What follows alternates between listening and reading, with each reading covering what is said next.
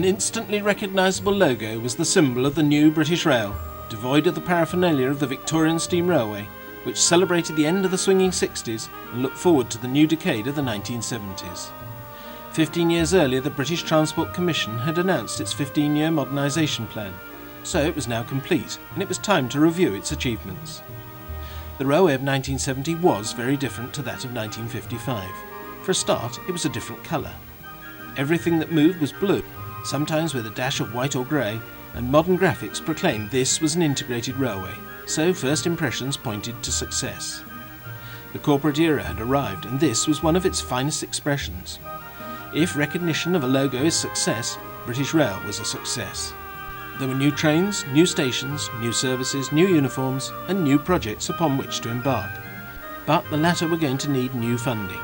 The £1.5 billion pot which the modernisation plan had been given by government had been spent, much of it on the West Coast Main Line electrification. The Queen has just opened the most modern railway terminus in Britain. This is not it, but it does illustrate the extraordinary obsolescence of some of our railway architecture. Just along the road from the brand new Euston, St Pancras was opened as the first Midland terminus a century ago. Its Gothic extravagance was an attempt to design a railway station which would utterly overshadow Euston and King's Cross.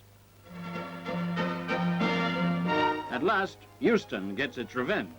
Rebuilt over the past 5 years, is now the most modern railway terminus in Europe. Cars and taxis enter at basement level, and escalators bring you up to the vast passenger concourse. To open this £15 million showpiece, the Queen had travelled down from Balmoral. It's a complete transformation of London's oldest mainline station into her newest and most up-to-date.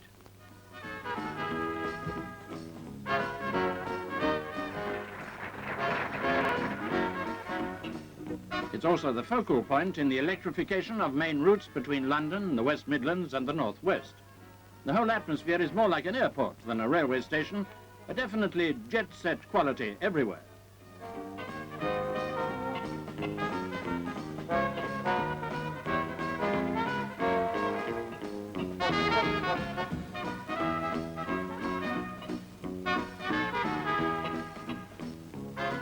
Let's hope this up-to-the-minute quality is reflected in the timekeeping of the trains that use it. Hindsight is a wonderful thing, and it's fascinating to hear the views from the swinging 60s about St Pancras, which would become the symbol of yet another age on the railways, ours, when the modern Euston would be regarded as sacrilege. But the railways of Britain, as they entered the last third of the 20th century, wanted to be rid of the heritage which had bedevilled them for the previous third of a century, as they had fallen from grace and the travelling public had turned to a new god, the road. The middle third had been painful in the extreme, and the extensive surgery recommended by the most famous doctor of the time, the now ennobled Lord Beeching, had left a leaner and arguably fitter railway system, ready to face the future, a future dominated by money and galloping inflation. The early 1970s railway passenger preparing to board the Flying Scotsman at King's Cross Station would find his seat in the air-conditioned comfort of the new Mark II-D coaches, which bore the Intercity brand name. This was being promoted alongside the British Rail name and was becoming internationally recognised. It stood for quality and convenience on the principal main lines, especially for the business traveller. The coaches themselves had only recently appeared on this service. At the head would be one of the 100-mile-an-hour Deltic diesels. The Deltics were the most powerful diesel passenger locomotives in use on British Rail metals and looked positively massive in their sparkling rail blue paintwork with bright yellow ends to warn anyone of their imminent arrival. Safety was a priority on the modern railway. The new air-conditioned coaches truly were a revelation in 1970. They were an update of the earlier versions of the Mark II, which meant that they had no separate chassis, the principal constructional difference to the Mark I's. Visually they were different due to the elimination of window ventilators, which would make them extremely quiet and relaxing in which to ride and work. Intercity was being promoted as the ideal transport for the business traveller, as he could work or even have meetings as he travelled, and business was being clawed back from the airlines. The design of the Mark II coaches had created a lighter and quieter coach, which allowed the designers to add air conditioning without too high a penalty on train weights. Use of the Intercity brand name had proven to be vastly better for promoting an image of excellence than what had gone before, and was the first instance of a break from the all-embracing unified image of the corporate era. It separated the frontline trains from the local and commuter services, and it would eventually become a separate business unit within British Rail, and the spearhead for the privatisation which would come at the end of the 20th century. Although locomotives are the focus of the enthusiast's attention, to the ordinary railway customer the railway carriage is of supreme importance. How this is perceived is central as to how the railway itself is perceived. The original Mark II coach had been designed in 1964 and was already looking a little dated by comparison to its air-conditioned sibling. Budget constraints meant that no catering vehicles had been designed as part of the Mark II fleet, so the use of older Mark I catering stock stood out in the otherwise modern-looking trains. The last part of the 1960s was characterised by financial problems. Even though devaluation hadn't affected the pound in your pocket, it had made it difficult for the government-owned railways to invest in further development after the end of the modernisation plan era. But no business can afford to stand still. In the white heat of the technological revolution, British Railways still needed to move forward. The question was how. British ingenuity and the making the best of what we have attitude was called for. The success of the Bournemouth electrification and its high-speed push-pull system had been done on the cheap, but proved to be a world leader in simplifying operating practices. Could this be done elsewhere? Diesel multiple units had been highly successful on the Glasgow to Edinburgh services, which now needed more accommodation, but there was no funding. As with the Bournemouth project, an ingenious solution was devised to make improvements without a substantial capital outlay. Using standard sets of the new Mark II coaches and the Scottish Region's Type 2 diesel locomotives, a control system was designed to allow these to work in multiple, but with one at each end of the train, effectively creating a multiple unit push-pull train. The new trains started running in May 1971, and the improved environment of coaches without the noisy diesel engines under the floor was much appreciated by passengers. St Pancras Station and the Midland Main Line to Derby, Nottingham and Sheffield were the embodiment of the BR Board's problems. These had seen little investment even under the modernisation plan. As we've already observed, faced with the lack of investment capital, the British Railways Board had had to make the best of what it already had, and the return of a Conservative administration in 1970 boded ill for an industry which had just spent £1.5 billion on modernisation and wanted more. Unfortunately, the Midland Main Line had hardly featured in that plan at all, except for the replacement of steam locomotives by diesels. There was no mention of electrification and no plans to upgrade any part of the route. Under the Beeching plan, it had been cut back between Derby and Manchester, and the direct line to Nottingham had been shut. The Beeching cuts were now all but complete, and the network would remain relatively stable from here on, but the Midland Main Line was now seen as a secondary main line, despite the fact that it still served major cities including Leicester, Derby, Nottingham and Sheffield. The continuity of much railway infrastructure and the requirement to get the maximum return from investments means that investment plans need to keep in mind the so-called cascade of stock from one type of service to another. No orders have been placed for new diesel locomotives since the 50 English electric Type 4s for the West Coast Main Line north of Crewe in 1965. At the beginning of the 1970s, Midland Main Line trains were still in the hands of the first generation Type 4 diesels, known as British Railways Sulzer Type 4s, which had been built in the late 1950s and early 1960s, and they were no longer cutting edge in appearance. Indeed, by this time they were starting to look more dated than St Pancras Station itself.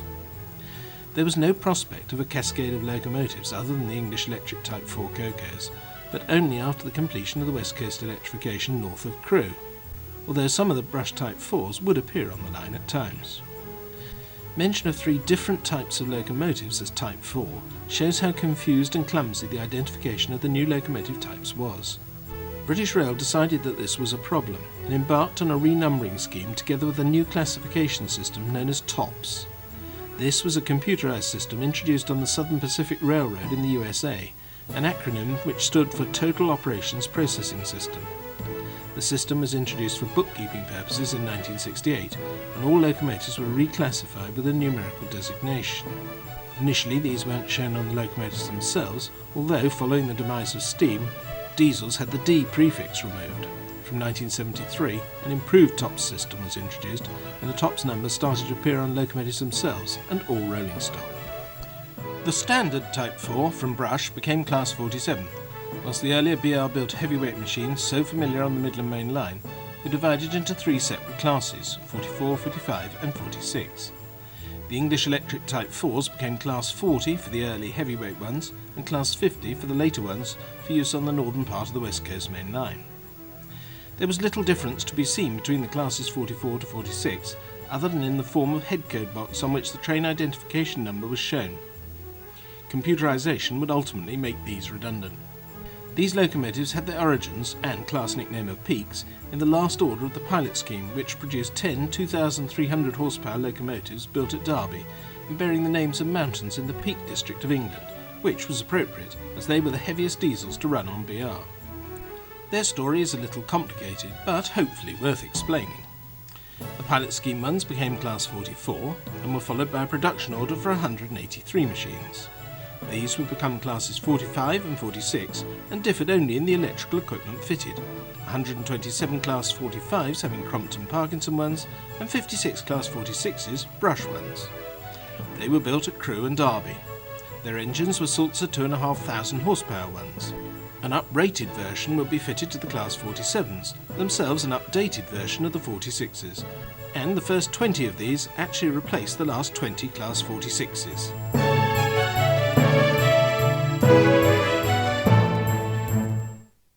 Another part of the railway which was feeling the investment squeeze was the rural network, or what was left of it. The last gasp of the Beeching cuts in the 1960s saw the Minehead-Ilfracombe lines closed, and from 1971 onwards, when only 23 miles closed, the network was virtually stable, as was the train fleet. Rural services, and the commuter lines that hadn't been electrified, were the preserve of the diesel multiple unit fleet. Many of the lines which these had been built for had now gone, so there was some thinning of their ranks.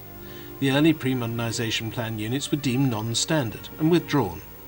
The remaining ones, not being of Intercity stock, received a coat of all-over rail blue livery, which somehow denoted their inferior status. The changeover period resulted in a rather patchwork appearance, which further emphasised the run-down nature of these lines. However, they were paying their way, or were subsidised, and the oil crisis of 1973 made politicians realise that reliance on road transport alone was not a viable option, and that rail might, after all, be part of the future of transport. The immediate effect was that closures would no longer be on the agenda, but there was still no money for investment. It was decided to refurbish the best members of the diesel multiple unit fleet to give them a further 10 to 15 years useful life. The majority of these would be the later Derby units, now classified as Class 108, and the Metropolitan Camel units, now Class 101. It wasn't a perfect answer, but it did at least mean that the services on rural lines would see some improvement and underscored that they were still wanted. But the Western region's diesel hydraulics weren't. If you went to the Western solitary London terminus at Paddington in the early 1970s, you would find a railway which was out of step with the standardisation of the corporate philosophy. The Western had always been different, and had been allowed to experiment with a fleet of diesels which were markedly different to anything else that ran on British Rail. The resultant locomotives looked quite superb, but had suffered from reliability problems. The new regime had a surplus of locomotives for its reduced network, so anything deemed non-standard was unlikely to have a long working life. Many of the small fleets of unsuccessful diesels resulting from the poor decisions made in the panic orders phase in the 1950s had already been withdrawn, and the focus was now on the larger non-standard fleets. The hydraulics were as non-standard as they could be.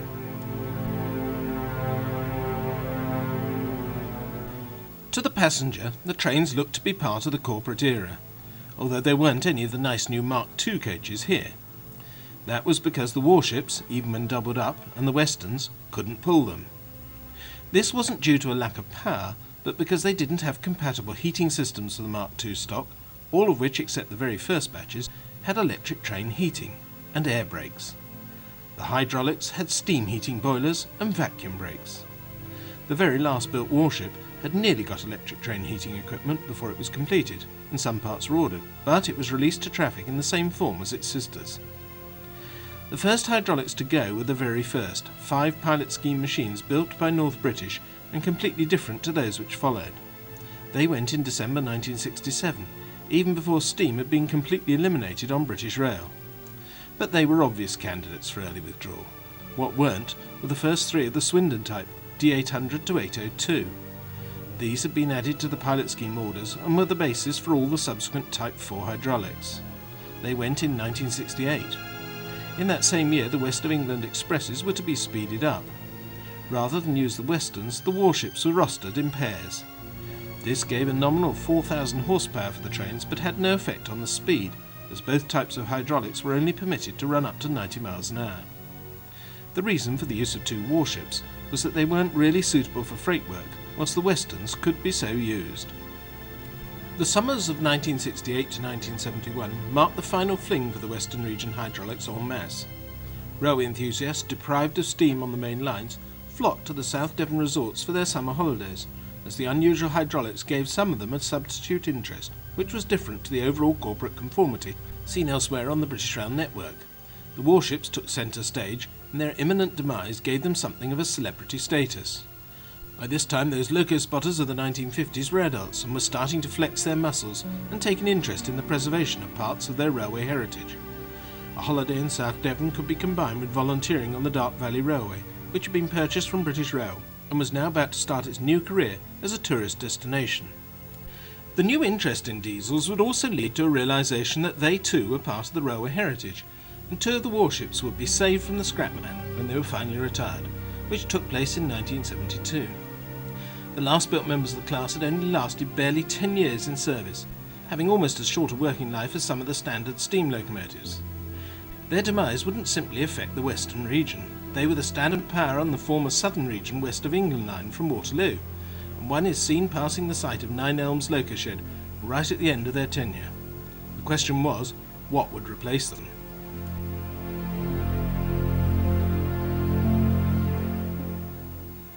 The answer to the question of replacing the warships on the Western lines was quite complex, and in the best tradition of cascading. The first part was, following the completion of the Euston to Birmingham electrification, to close the Western Region main line beyond Birmingham, and to reduce the service to that of a semi-fast one. Then replace the Westerns on the remaining Birmingham line services with Class 47s. That meant that the Westerns could all be deployed to the southwest, whilst the problem of the ex-Southern line could be solved by handing it back to the Southern. As soon as the warships had gone, other hydraulic classes, particularly the mixed traffic Type 3 Hymex, were also withdrawn, and the future looked grim. But another question soon reared its ugly head. Would the Westerns be next? The biggest hydraulics, the oldest of which had only had 10 years' service, now came under threat. Enthusiasts could hardly believe these beautiful machines were about to go. Sadly, they had always had some trouble living up to their image. In 1965, for example, only 60% of the class was available for work, so British Rail would be glad to see the back of them. As it would the other refugees from the Birmingham line, the Blue Pullmans. But all that was nothing compared to what was going on the Southern, an icon. Leaving Victoria Station for the last time, one of the most famous trains in the world.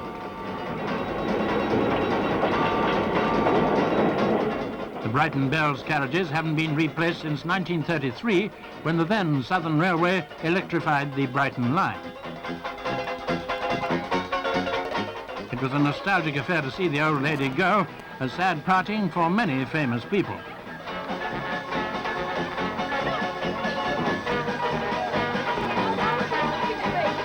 Passengers in period costume, bands playing. It was more like a festival than the ending of an era.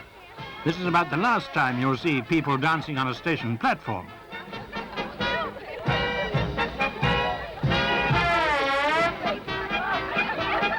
The professor was never one to miss out on a kiss.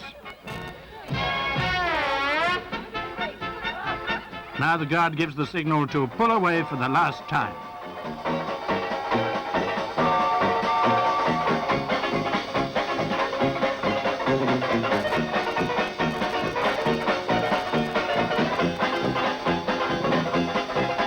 Other famous passengers were actress Mara Lister and satirist Alan Melville in one of the blue and grey coaches. Star Brighton resident Dame Flora Robson.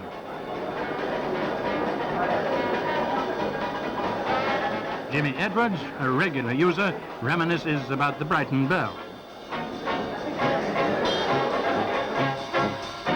The train arrived at Brighton to the accompaniment of the Haywards Heath Silver Band.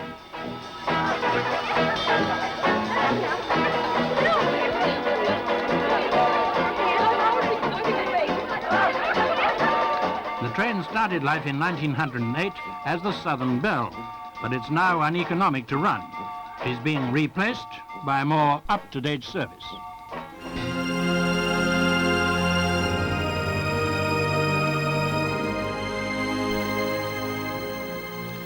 Of course, nothing was more up-to-date than the West Coast Main Line. Although the Brighton Belle would simply be replaced by faceless standard Southern Electric units, on the Premier Line, both the name which the London and North Western Railway had adopted for itself and a statement of fact concerning the resources that British Rail had poured into it over the past 10 years, the new trains and locomotives were to be the foundation of a series of cascades which would resolve the question of what was to become of the Western region without Westerns. Without a doubt, the electrification of the West Coast Main Line had been a tremendous achievement, transforming a steam-age line, albeit an efficient one, to the most modern main line in the British rail portfolio could legitimately be so described. But it had been done by wiring the existing lines rather than rebuilding them altogether. It might be the most modern type of railway in Great Britain, but by the time it was completed it certainly wasn't state-of-the-art. The controversial rebuilding of Euston Station was probably the only way that an old-fashioned steam-age structure could be updated, but this approach hadn't been followed through elsewhere.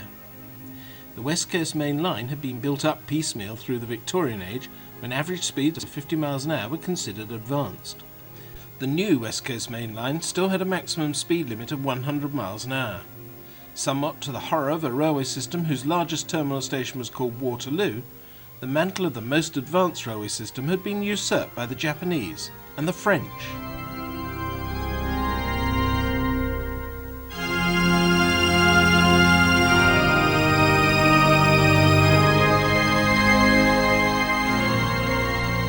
Euston was now British Rail's flagship station. Through its modern portals filed people from about a third of the country. It served Birmingham, Liverpool, Manchester, Glasgow, Chester, Wolverhampton, Warrington, Lancaster, Carlisle, and even Inverness with long-distance services. The facilities were the most up-to-date, and it was starting to live up to the grand claims that had been made for it back in 1955 when the modernisation plan had been announced. In addition to its long-distance services, it had a very busy commuter network, which, although it was on nothing like the scale of the southern one, had been modernised as part of the electrification programme and now served the northern suburbs of London and the towns to the northwest of the city, including Watford and Northampton. Customer reaction was electrifying too. In the first 3 months, the number of people using the route went up by 61%, and soon 1 in 4 air passengers had turned to the train, figures which were vital to the case British Rail was about to put to the government. The West Coast Main Line electrification wasn't complete. Almost as soon as the Queen had declared the new Euston open, British Rail applied to the government for more funding to complete the exercise. Wires were needed to take the electric services over the border and into Scotland. Approval for the extension from Weaver Junction to Glasgow Central, effectively doubling the length of the electrified services, was eventually granted in January 1970, and preparations for the work started immediately. In those straitened economic times, there was no opportunity of taking a leaf out of the Japanese example and building a brand new railway in Great Britain. But our new European partners, the Heath government, signed up for membership of the European Economic Community in 1972, were experimenting with Très Grande Vitesse, or TGV trains.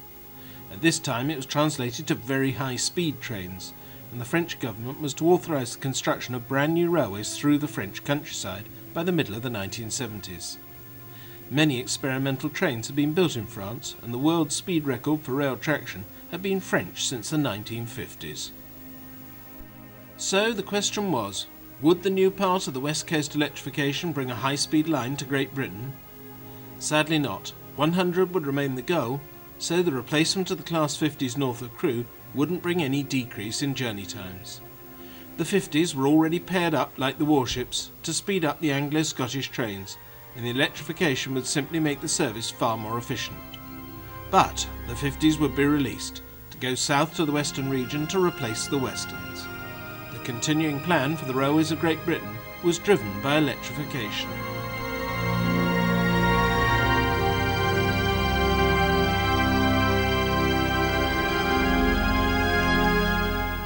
Not all of the Class 50s would be displaced, however, as the London Midland region announced that they would be keeping 15 of them for use on freight trains and overnight trains, as well as for emergency use when the power was switched off for maintenance purposes.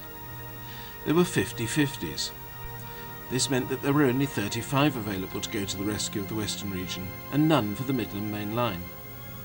Another project was going ahead, which would more than make up for this, but for the time being the Westerns would be fitted with the necessary equipment to allow electric train heating and the introduction of the early Mark II stock with vacuum brakes.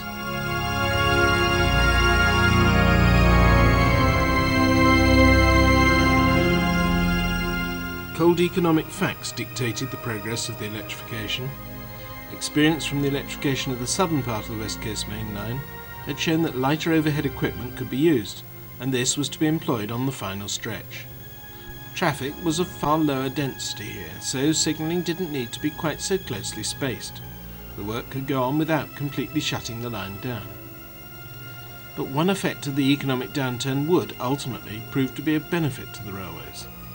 The Labour government had cancelled a number of high-profile aeronautical projects, including the TSR fighter. The result was that aeronautical engineers started to look for work elsewhere, and a number migrated to the railways. They were encouraged to examine new approaches to increasing speeds on the existing railways, in particular the West Coast Main Line with its excessive curvature.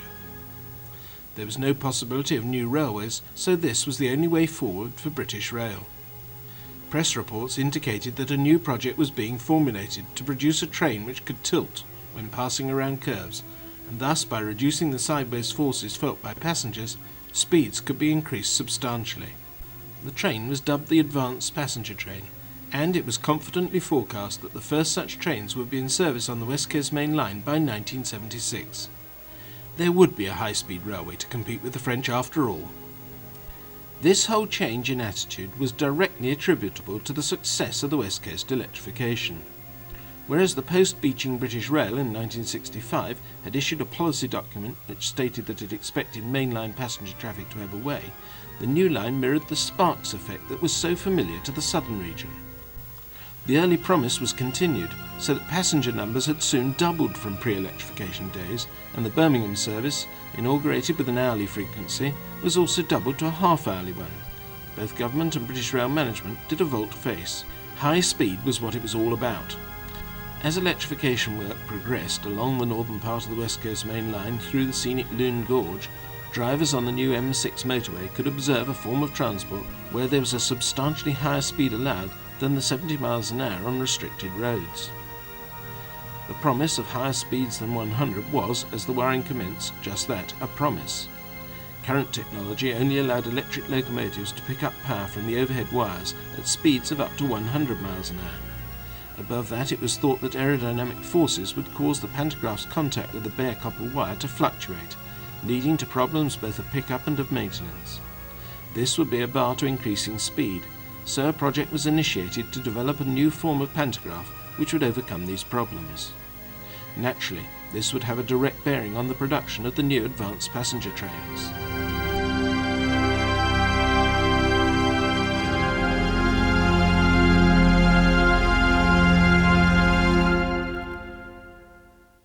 Apparently the French had overcome this problem, but their record-breaking electric locomotives, which had broken the world speed record in 1955 with a maximum of just over 150 miles an hour, they would naturally make it sound more impressive, 243 kilometers an hour, were being run under test conditions. VR needed day-to-day reliability. Whilst the final wires were going up on the southern part of the west coast, the French did it again, increasing the record to 235 miles an hour in December 1967. But this time with a train powered by aero engines, a one-off experimental train. The British ex-aeronautical boffins were confident they could do as well, and whilst they were still awaiting a decision on the extension of the wiring to Glasgow, British Rail so dazzled the government officials with promises of a high-speed future that the Treasury agreed to the necessary funding. The engineers worked at the British Rail Technical Centre in Derby, established in 1963 to investigate the relationship between the rail and wheel profiles that were causing problems with hunting at high speed. This they did and successfully overcame the problems, amongst other things helping cure the problems associated with the warships and westerns. Their work on this is featured in a newsreel.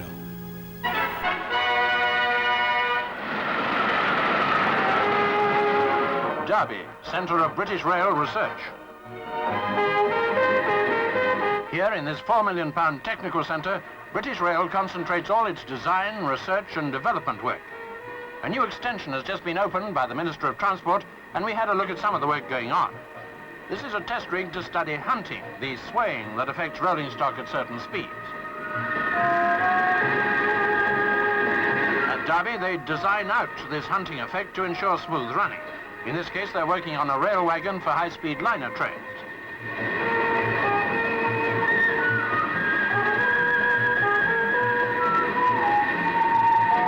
What about the future? This is a model of British Rail's transport of tomorrow, a passenger train that will lean on the curves as it belts along at up to 150 miles an hour. It may be in service in 5 years' time. Powered by aircraft engines, it'll do London to Newcastle in 2.5 hours. Perhaps the last remark was significant. The East Coast, like the Great Western and Midland Main Lines, had no electrification plan. The APT engineers were starting with a clean sheet. They had formulated a number of ideas, but the central theme was to use or create tilt technology. The trains would be made from lightweight composite materials and would use aircraft-type multi-disc braking to enable them to stop within conventional signalling distances. The impression of a rail-bound aircraft was further emphasised by the power unit, an aircraft gas turbine engine, a 1500 horsepower Rolls-Royce Dart. This was proposed for the prototype, which would make it suitable for all lines, so would help fill the gaps in the East Coast, Western and Midland Main Line locomotive replacement plans. The train would have a maximum speed of 155 miles an hour and be able to take curves 4% faster than conventional trains. Revolutionary steering suspension would lead it into the curves and reduce wear and tear. Squadron service, how appropriate, could be achieved by 1972. Although the government now believed that this world beater would prove to be a world exports beater as well, it took them a couple of years to produce the money. Orders were placed for the prototype APT hardware in 1969. The engineers had changed their minds whilst this was going on, and the Rolls-Royce Dart engine was now going to be a pair of Leyland turbines developed for road trucks, and the brakes would be hydrokinetic ones. Construction started, and the prototype was wheeled out to start trials on the Derby team's test track, as recorded by the newsreels.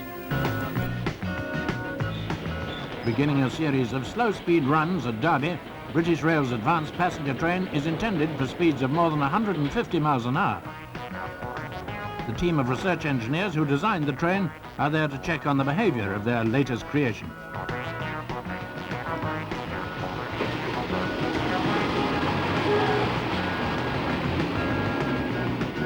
The new suspension and tilting system is made specially to cope with the much higher speeds of the future.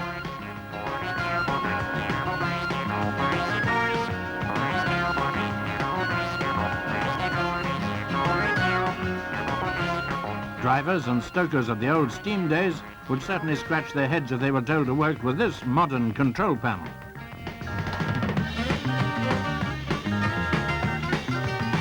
That's the lever which controls the powerful gas turbine engines. Top speed for this first trial was only 40 miles an hour, but speeds will be increased with each test run till they reach 155 miles an hour when the experiments are completed.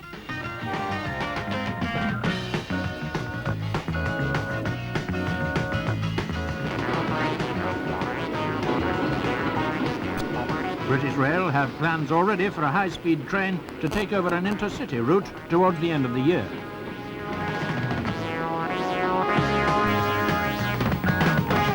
That prediction was hopelessly optimistic.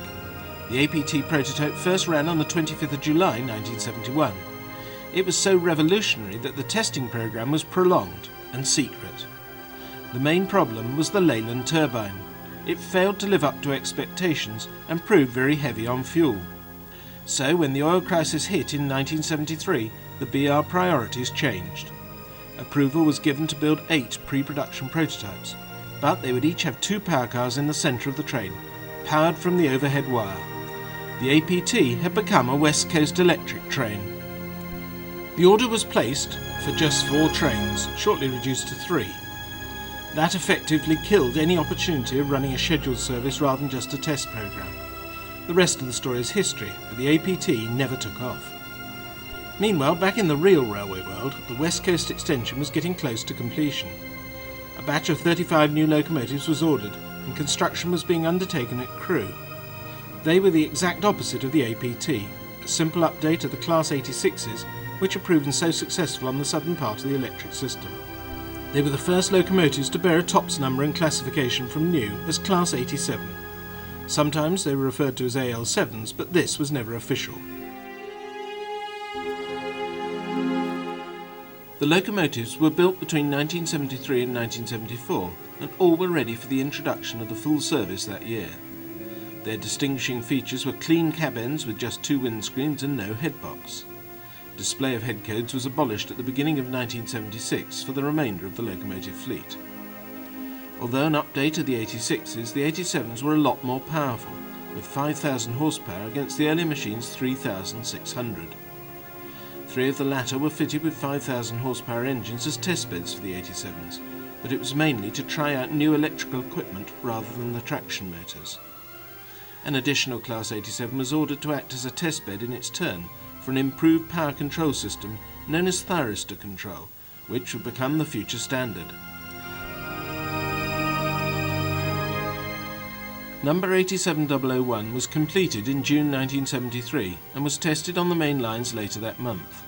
It proved to be a useful improvement on the Class 86, and the two types together are regarded as the second generation of AC locomotive types. They were equipped with multiple working controls to enable them to work in pairs or with those of the Class 86 fleet, which had the same gear. Their electrical equipment came from GEC, the company which had merged with the well-known English electric company whose Vulcan works at Newton-le-Willows was right alongside the newly electrified main line. They were designed for 110 miles an hour operation, although the line speed was initially held at 100 miles an hour pending the design of new pantographs, which would later be retrofitted to the class to allow them to work at their design speed. The 87s became the flagships of the BR fleet. Although they never wore the attractive electric blue colours of the earlier machines, they looked quite splendid in the corporate blue when brand new. Their clean, simple lines drew much praise. They were used on the Anglo-Scottish services from the opening day in May and were referred to as the Electric Scots in the accompanying publicity. With the completion of the West Coast electrification project, the modernisation plan's principal aims had been achieved. The launch of the new services received much favourable publicity, and British Rail could be said to have come of age. From the depths of despair in the World Wars through the trying times of the early nationalisation days, the painful elimination of steam, and the bloodletting of the Beeching years, a new railway had risen phoenix-like from the ashes of the old. And it was the old railway guard who pulled it out of the mess that the ill-starred venture into high technology threatened to plunge it again with the APT. There was a strong faction in British Railways who questioned all that and sought to progress along conventional lines. Taking their examples from the successful locomotive at each end of a set of conventional coaches, pioneered on the Glasgow to Edinburgh route, and designing a new range of Mark III coaches to go with them, they produced a new train suitable for all non-electrified routes with a design top speed of 125 miles an hour. The coaches were a development of the Mark II air-conditioned ones, this time including catering vehicles, and the locomotives were dedicated single-ended high-power machines to form an Intercity express train for the future. The prototype of their research surfaced at the same time as the APT prototype. It was the first high-speed train, or HST. Include Mr. Richard Marsh, Chairman of British Rail, Mr. Keith Speed, MP, Parliamentary Under-Secretary of State, Department of the Environment, members of Parliament from both sides of the House, trades union officials, and gentlemen of the press.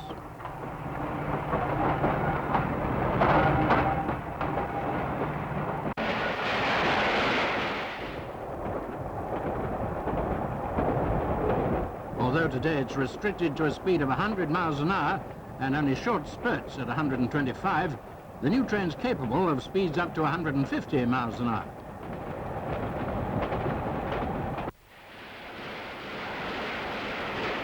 The automatic doors are operated by a treadle under the carpet.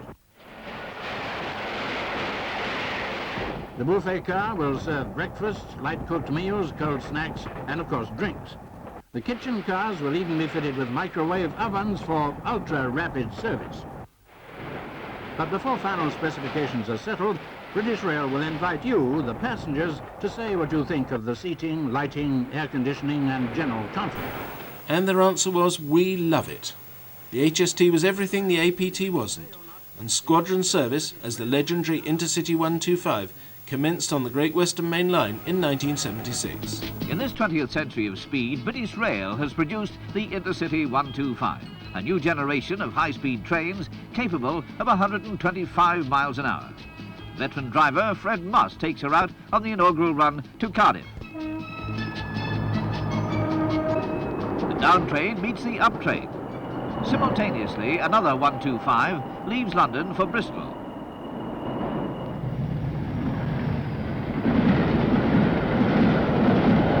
With that 125 miles an hour goes plain comfort, and it's a smooth ride, even at top acceleration.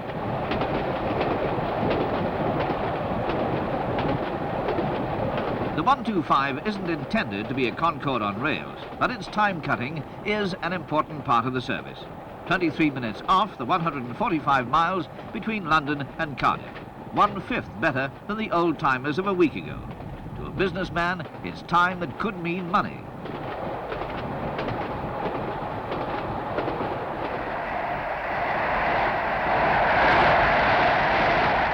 The usual home comforts can cut the time finer still.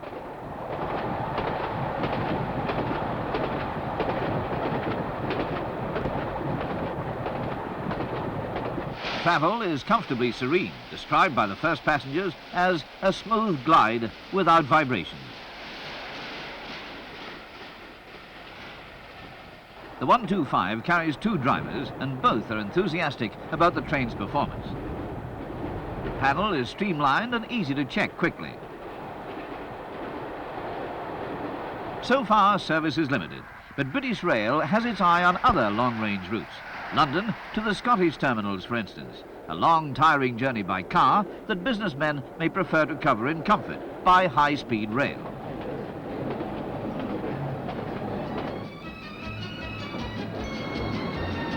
Journey's End, a journey that was comfortable, clean and fast.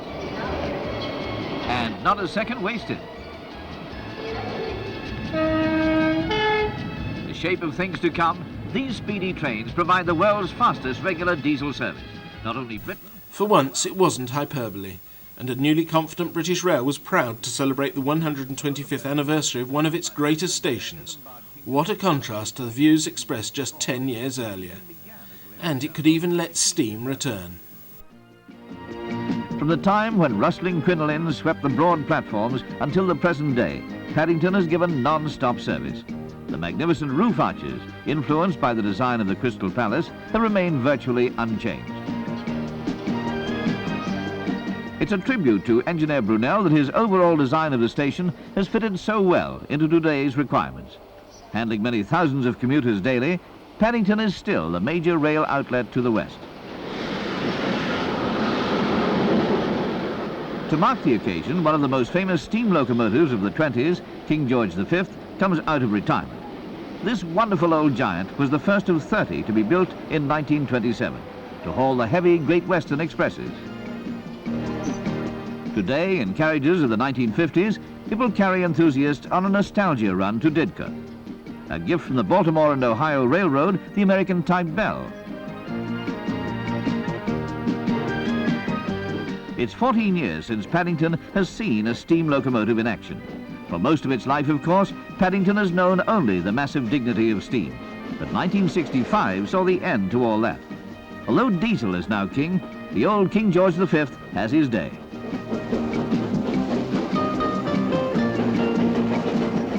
Where's Beeching? The locomotive's vital statistics make impressive reading. Weight, 135 tons, 1400 weight. Driving wheels, 6 feet, 6 inches. Tractive effort, 40,300 pounds. A sight few modern youngsters have ever had. No doubt hissing disapproval, the King George V passes its modern counterpart. Travelling at 60 miles an hour, it soon reaches Didcot. King George V was truly an historic locomotive.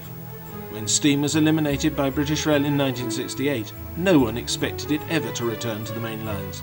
But Great Western Locomotive number 6000 returned just 3 years later and opened up a whole new chapter in the history of railways.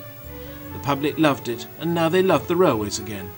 And looking back, perhaps they never really did fall out of love with them. Throughout the hard times, there was always someone to boost them, support them, get them some sort of finance when it was needed, protect them, protest in favour of them, try to save them.